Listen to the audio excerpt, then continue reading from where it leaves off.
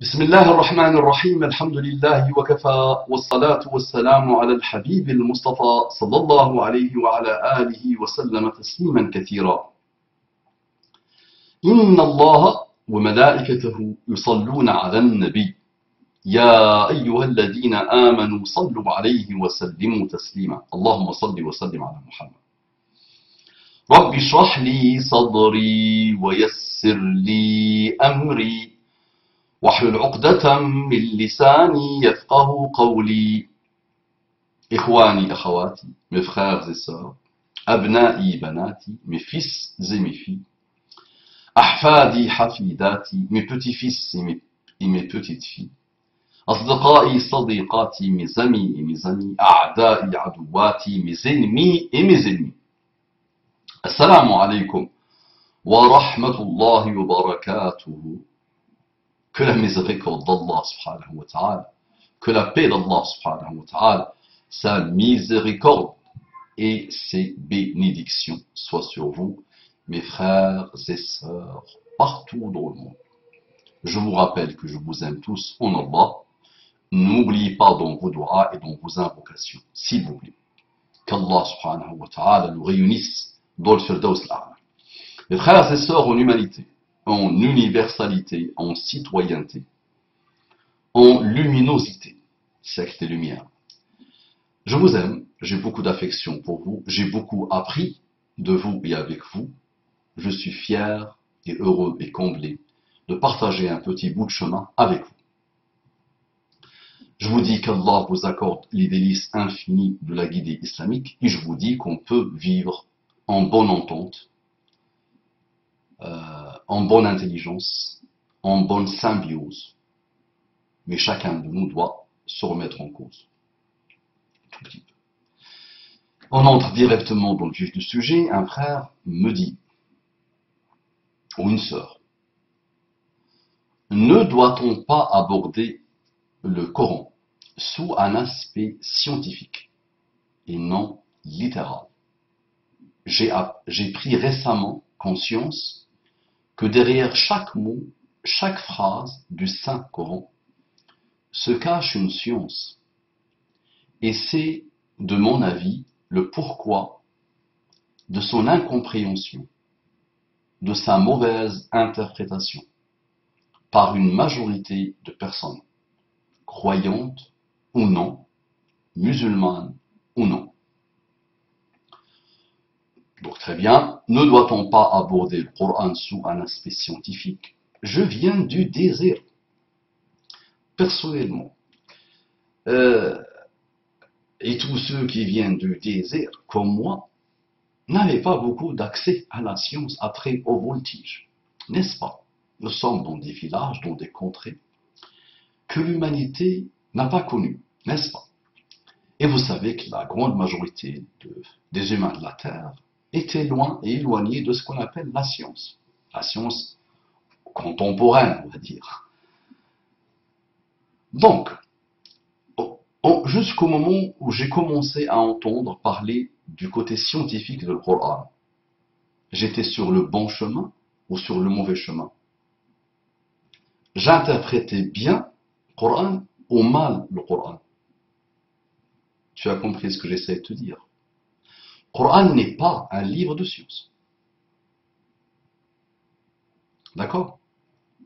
Un aspect scientifique, j'ai entendu de mes propres oreilles un musulman très très apprécié par l'intelligentsia française de l'époque, contemporain, récente, il est mort il y a 2-3 ans je pense. Un monsieur très médiatisé à l'époque, il parlait de l'aspect féministe du Coran, je veux dire, il n'y a pas de problème, de l'aspect transsexuel du Coran. Donc là, tu vois, on parle jusqu'à l'infini. Le Coran est la parole d'Allah. Le Coran est la parole d'Allah. Alif Lam Mim, ذلك الكتاب لا ريب فيه هدى للمتقين. C'est un livre de Huda. Pour qui? Pour le muttaqin, extraordinaire. Pourquoi il n'a pas dit le musulman? Pourquoi il n'a pas dit Nas, les gens? Pourquoi il n'a pas dit les croyants? Il a dit le muttaqin. Aïe, aïe, aïe, aïe. Donc, voir ne voir dans le Coran que l'aspect scientifique, quelle que soit la science derrière. Parce que toi, tu vois dans le Coran, tu as appris récemment que chaque mot réserve des merveilles et des surprises scientifiques avec S. Pourquoi pas? Oui, le Coran est un miracle continu, en continu, c'est vrai. Mais quand tu continues en disant que j'ai pris récemment conscience que derrière chaque mot, chaque phrase du Saint-Coran se cache une science, très bien, très bien. C'est vrai qu'il est merveilleux, magnifique, grandiose, étonnant, déroutant, plein de trésors, plein de mystères, chaque génération trouvera des merveilles. Non. Et c'est de mon avis le pourquoi de son incompréhension, de sa mauvaise interprétation. Ce qui veut dire que ceux qui ne l'ont pas vu sous un aspect scientifique, moi je suis terre à terre, je comprends ça de ton message. D'accord? Je ne suis qu'un petit bédouin de rien du tout, tu vois, c'est un peu limité chez nous. Donc finalement, il est mal interprété parce que on ne le voit pas avec les lunettes de l'aspect scientifique. Là, celui qui mal interprète le Coran, c'est qu'il est mauvais, point barre. C'est qu'il est encore loin de l'muttaqoun. À lui de travailler sur lui-même avec, donc, grâce à le Coran et la vie coranique de Muhammad sallallahu alayhi wa sallam, pour s'élever, pour comprendre le Coran, pour atteindre le Coran, pour vivre le Coran surtout, pour appliquer l'esprit coranique. Est-ce que tu comprends ce que j'essaie de te dire? Alif Lam Mim, ذلك الكتاب لا ريب فيه هدى للمتقين. إن هذا القرآن يهدي للتي هي أقوم. Ce Coran يهدي للتي هي أقوم. Donc c'est une source intarissable de guidance et de guider, d'élévation de l'âme.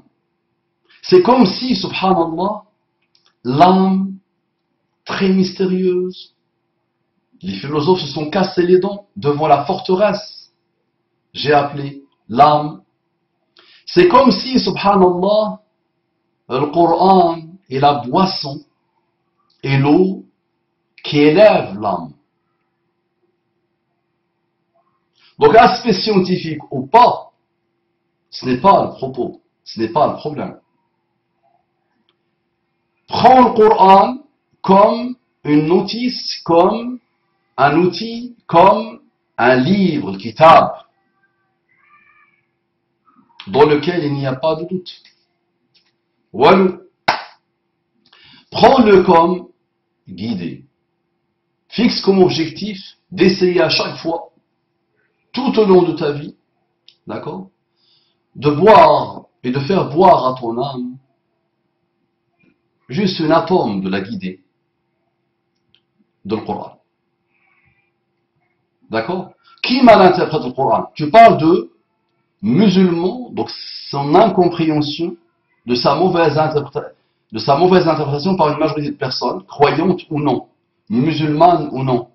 Là, l'incroyant, plein d'orgueil, refuse catégoriquement le Coran, il l'appelle une invention de Mahomet. Et, quelques années après, de ses disciples, de ceux qui étaient avec lui. Donc pendant 50 ans, n'importe quelle personne a pu mettre des choses dans le Coran. Donc en entrée de jeu, l'incroyant se ferme le pauvre, se prive le pauvre. D'accord? L'incroyant doit se dire, qu'est-ce qui nous reste du 7e siècle? Qu'est-ce qui nous reste du 7e siècle? Le Coran. C'est quoi l'histoire du monde? Le Coran. Qu'est-ce qu'il y a eu avant? Qu'est-ce qu'il y a eu après? Le Coran. Ça mérite au moins que je m'intéresse à lui sans a priori. Ça, c'est l'incroyant. Parce que s'il rentre dans le Coran, ou s'il essaye une approche de le Coran avec l'aspect fermé, obtus, borné, malheureux, il n'ira pas loin, le pauvre. Il se cassera les dents. Et le Coran, ce Coran-là qui devait l'amener vers la guidée, est la cause de sa perte, le pauvre.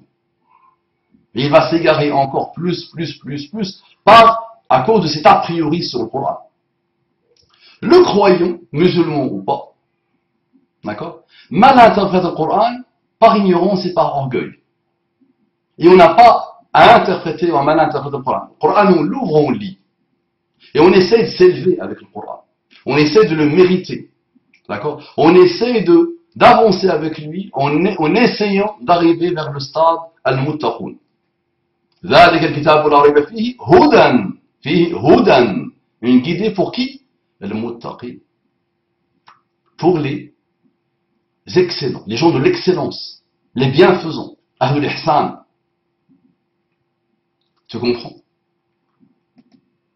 D'accord? Maintenant, ne présentez pas les croyants comme des gens qui ont mal interprété le Coran, majoritairement, et qui ont ravagé le monde. Là, plus on interprète l'esprit coranique, au minimum de l'interprétation que n'importe quel musulman doit tirer de lui, plus on apporte le bonheur à l'humanité. Et c'est ce que les musulmans, alhamdulillah, majoritairement, globalement, ont apporté à l'humanité. Quoi qu'on dise, et je suis quelqu'un qui a étudié l'histoire par la bouche des musulmans et l'histoire par la bouche des non-musulmans. Et à chaque fois, je les vois, les pauvres, fascinés et émerveillés par ce que le musulman a apporté, ce musulman qui est un humain, qui a essayé d'interpréter dans sa génération, dans son époque, dans son endroit, le Coran, pour le bien-être de l'humanité. Allez étudier l'histoire. Ne présentez pas, s'il vous plaît.